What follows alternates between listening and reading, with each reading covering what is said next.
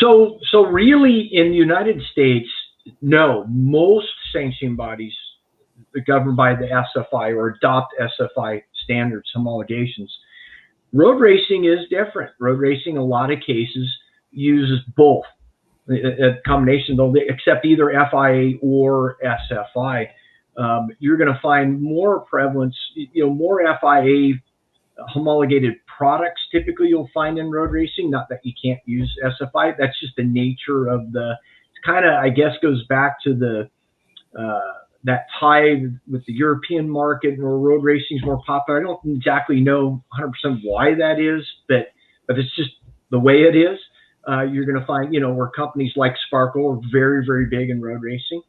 There's a lot of FI homologated products because of their European-based company, and a lot of the companies you find that are prevalent in road racing, that's typically the case. Whereas if you get outside that market, dirt oval track, drag racing, off-road, pretty much anything else, you're going to see a large prevalence of SFI homologated products. And Snell tends to go on the helmet side. It's a different organization. You'll find usually both, on all forms of motorsports. It's very widely regarded across the world as being a very acceptable standard. I could get into, there's more involved in the whole FIA, SFI thing. There are definitely politics involved. FIA is not just the homologation arm of the safety equipment, but it's also a sanctioning body.